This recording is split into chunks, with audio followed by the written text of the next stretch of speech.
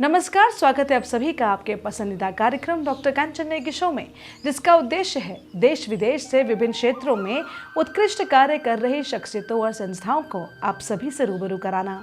विभिन्न पर्यटक स्थलों के साथ साथ इतिहास, विकास, विज्ञान और चर्चित मुद्दों पर जानकारियां साझा करना और साथ ही सरकार की योजनाओं को आम जनता तक पहुंचाना। और आज की इस कड़ी में हम आपको बताने जा रहे हैं देवभूमि उत्तराखंड के पौराणिक मंदिरों की वास्तुकला के बारे में। लेकिन आगे बढ़ने से पहले यदि अभी तक आपने हमारे चैनल को सब्सक्राइब नहीं किया है तो हमारे चैनल को तुरंत सब्सक्राइब कर लें। दर्शकों, उत्तराखंड अपनी स्वर्गीय प्रकृति के लिए जाना जाता है, जो अपने अर्थ में आध्यात्मिक यात्रा का प्रतीक है। पौराणिक महत्व के मंदिरों से लेकर ऐतिहासिक महत्व तक राज्य में सब कुछ है। उत्तराखंड देवभूमि के नाम से प्रसिद्ध है और इस क्षेत्र के अद्भुत पत्थर और लकड़ी के मंदिरों की उपस्थिति दर्शाती है कि वास्तुशिल्प कौशल असाधारण रूप से विकसित थे। उत्तराखंड की वास्तुकला में सबसे रचनात्मक अभ्यारण्यों कत्यूरी ने अपने शासनकाल के दौरान किया था और ये मंदिर आमतौर पर समूहों में पाए जाते हैं। उत्तराखंड की वास्तुकला पत्थर और लकड़ी जैसी स्थानीय और प्रभावी रूप से सुलभ सामग्रियों पर निर्भर करती है। ये न केवल आम लोगों और प्रकृति के बीच मधुर संबंध को दर्शाता है, बल्कि इस क्षेत्र के सामाजिक सांस्कृतिक इतिहास को भी दर्शाता है। उत्तराखंड के प्राचीन काल में लकड़ी और पत्थर मुख्य निर्माण सामग्री थे। हम उत्तराखंड के लोगों ने भी जलवायु पर्यावरण के साथ सहजीवी संबंध बनाए रखा और स्थानीय परिस्थितियों के अनुकूल प्रौद्योगिकियों को बढ़ावा देने का प्रयास किया। परिणाम स्वरूप उत्तराखंड की पारंपरिक वास्तुकला का अंतिम लक्ष्य ये है कि ये संभावित रूप से ऊर्जा के उपयोग को सीमित करते हुए दिन के अधिक व्यस्त हिस्से के लिए उच्च स्तर की सांत्वना प्रदान करता है। दर्शकों, उत्तराखंड की पारंपरिक वास्तुकला के बारे में बताना चाहूंगी कि यहाँ पर जो बस्तियां हैं वो स्वाभाविक रूप से एक लंबे रैखिक पैटर्न में हैं। संरचनाएं सीढ़ीदार छतों में आकृति के साथ रखी जाती हैं, जिससे इलाके में कम से कम गड़बड़ी होती है। दीवारें नियमित रूप से पत्थर से बनाई जाती हैं, जबकि लकड़ी का उपयोग संरचनात्मक उद्देश्यों के लिए किया जाता है और स्लेट का उपयोग छत बनाने के लिए किया जाता है। कुछ स्थानों पर दर्शकों हाथ से बने धूप में सुखाए गए ब्लॉक, जिन्हें कोप कहा जाता है, इनका उपयोग भार वहन करने वाली दीवारों के रूप में किया जाता है। घरों की ढलान वाली छतें सामान्यतः वर्षा जल को प्रवाहित करती हैं। छज्जों का उपयोग खिड़कियों पर छिपने और बारिश से सुरक्षा के लिए किया जाता है। फर्श को नीचा रखा जाता है ताकि प्राकृतिक गर्मी बरकरार रह सके।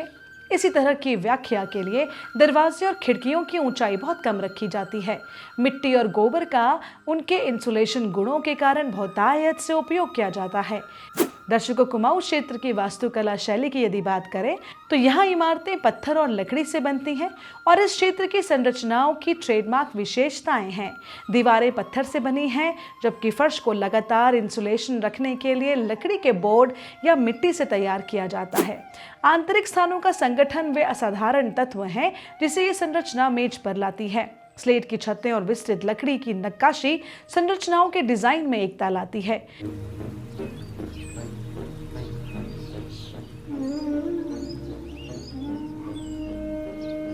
इमारतें एक प्रवेश द्वार के लिए खुली होती हैं, जिसे खोली भी कहा जाता है। केंद्र से घर को सीढ़ियों के दोनों ओर 2 खंडों में विभाजित किया जाता है। भूतल गोद का उपयोग मवेशियों और भंडारण के लिए किया जाता है। पहली मंजिल वह स्थान है जहां व्यक्ति रहते हैं। रसोई उच्चतम स्तर पर है और स्लेट की छतों में छेद के माध्यम से हवादार होते हुए लकड़ी की सीढ़ियों का उपयोग करके पहुंचा जाता है। हालांकि जलवायु से सहमत होने के कारण उन्हें इंडोर और आउटडोर स्थानों के इंटरलिंक की आवश्यकता होती है। उपयोगिता स्थानों की सघनता के कारण इन संरचनाओं में कम वेंटिलेशन होता है।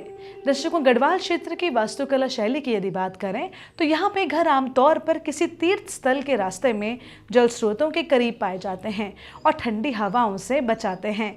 पारंपरिक घर 2-3 मंजिल ऊंचे होते हैं और आकार में आयताकार होते हैं। रहने और खाना पकाने के क्षेत्र मवेशियों और अनाज भंडारण के ऊपर हैं, जो सर्दियों के दौरान गर्मी प्रदान करते हैं। घर के सामने 750 मिलीमीटर चौड़ी एक बालकनी संरचना का एक मूलभूत हिस्सा है, जबकि सीढ़ियां घर के किनारे पर होती हैं। निर्माण पत्थर और लकड़ी से पूरा किया जाता है।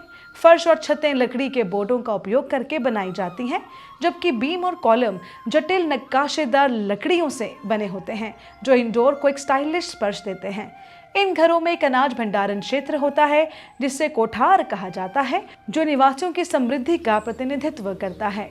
कुछ महत्वपूर्ण क्षेत्रों में लकड़ी के तख्ते से बने 7-8 मंजिला ऊंचे लकड़ी के ढांचे को आपातकालीन वॉच टावर के रूप में कार्य लिया जाता है। उत्तराखंड की भूकंप रोधी वास्तुकला की बात करें तो भूकंप संभावित क्षेत्र में स्थित होने के बावजूद उत्तरकाशी के निवासी कोटी बनाल नामक बहुमंजिला इमारत विकसित करने में संकोच नहीं करते हैं। इन संरचनाओं का नाम क्षेत्र के एक शहर के नाम पर रखा गया है और प्रभावी रूप से कई छोटी छोटी और पिछली 10 शताब्दियों में आए गंभीर भूकंप से भी इन घरों को बचा लिया गया है। कोठी बनाल शैली लगभग 9000 वर्ष पहले अस्तित्व में आई थी और इसे वास्तुकला के साथ साथ भूकंप प्रतिरोधी डिजाइन के सबसे अच्छे उदाहरणों में से एक माना जाता है। घरों का निर्माण पत्थर से भरे ठोस प्लेटफॉर्मों जैसे स्थानीय रूप से सुलभ सामग्रियों का उपयोग करके किया जाता है और इसमें लकड़ी का व्यापक उपयोग होता है, जो भूकंप के झटकों के दौरान अन्य सामग्रियों की तुलना में असाधारण लाभ प्रदान करता है। इस क्षेत्र का घर आमतौर पर आधार से 7 से 12 मीटर ऊपर होता है। आमतौर पर घरों में 5 मंजिलें होती हैं। इन घरों की कुछ महत्वपूर्ण विशेषताओं में संरचना की एक बुनियादी योजना शामिल है। विस्तृत ठोस और ऊंचे प्लेटफॉर्मों पर निर्माण, नियमित अंतराल पर संरचना के पूरे कद के दौरान सभी खंभों पर लकड़ी के बीमों का समावेश, छोटे खुले स्थान और कतरनी दीवारें सबका मन मोह लेती हैं। इन घरों में स्थानीय रूप से सुलभ लकड़ी का व्यापक उपयोग किया जाता है क्योंकि लकड़ी एक इलास्टोप्लास्टिक सामग्री है जो भूकंप के झटके को झेलने की क्षमता रखती है।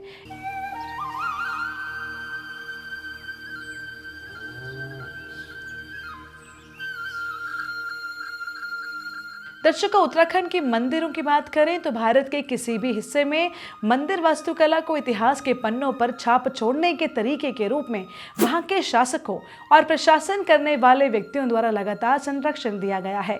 जिस शासक के अधीन मंदिर समृद्ध और सुरक्षित हुए वह पौन कुटियारी, पवार और चंद परंपराओं का था। उत्तराखंड के शासकों का झुकाव आमतौर पर लकड़ी और पत्थरों से बने और जटिल नक्काशी से समृद्ध बड़े मंदिरों के निर्माण की ओर रहा है। मंदिरों को कभी कभी जटिल पीठ और एपन डिजाइन से चित्रित किया जाता था। ये दोनों रंगोली प्रकार के डिजाइन हैं। पहला देवताओं के बैठने की जगह के आसपास और दूसरा मंदिर के गर्भगृह में बनाया जाता है। देवता की मूर्ति या तो पत्थर या धातु से बनी होती है और इस क्षेत्र में पाए जाने वाले सर्वोत्तम परिधानों और आभूषणों से सुसज्जित होती है। वास्तुकला की नागर शैली की बात करें तो यह टावर के शीर्ष पर यानी अम्लक कैपस्टोन के साथ अपने ऊंचे घुमावदार शिखर के कारण आकर्षक और सरल है। कलश डिजाइन चौकोर गर्भगृह के प्रवेश द्वार को घेरता है जो एक नक्काशीदार प्रवेश द्वार के माध्यम से होता है। यह शैली नागर शैली या रेखा शिखर शैली इंडो आर्यन शैली में बनाई गई थी। दर्शकों, वास्तुकला की गढ़वाल शैली, इसमें आमतौर पर कमल के आकार की छत होती थी। निचले शिखर के ऊपर हाथी के ऊपर एक शेर खड़ा होता था। अधिकांश भाग में शिखरा पंचरथ या सप्तरथ मॉडल में दर्शकों की लॉबी को कवर करता है जो अभयारण्य को एक बेलनाकार आकार देता है। यह अभयारण्य आमतौर पर अधिक विशिष्ट क्रम के देवताओं को समर्पित छोटे अभयारण्यों के समूह से घिरे होते हैं।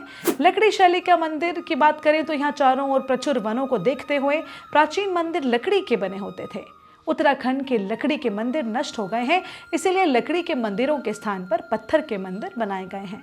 बात करते हैं पीढ़ी या पिरामिड शैली के मंदिरों की तो दर्शकों, पूर्व मध्यकाल को कत्यूरी काल भी कहा जाता है और ऐसा माना जाता है कि आरंभ में मंदिर सपाट छतों वाले बनाए जाते थे जिन्हें पीढ़ा शैली के नाम से जाना जाता है। बात करते हैं गज पृष्ठकृति शैली के मंदिरों की तो दर्शकों, नवदुर्गा और चंडिका के मंदिर इस शैली के अभूतपूर्व उदाहरण हैं।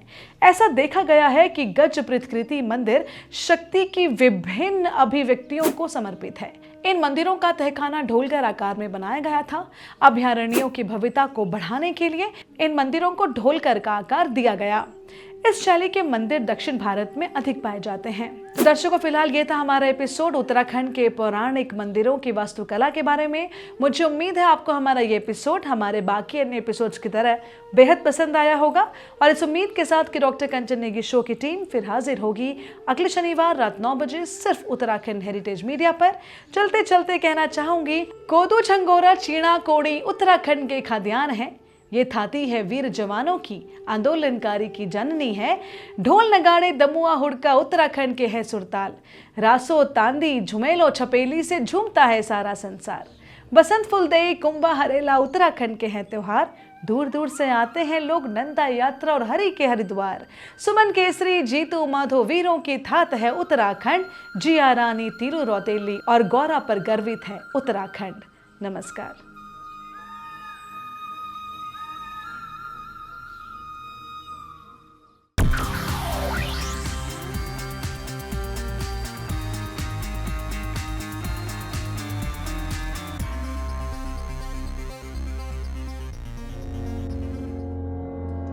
हम सभी जानते हैं कि आज के टाइम में इंग्लिश स्पीकिंग कितना ज़्यादा इम्पोर्टेंट है।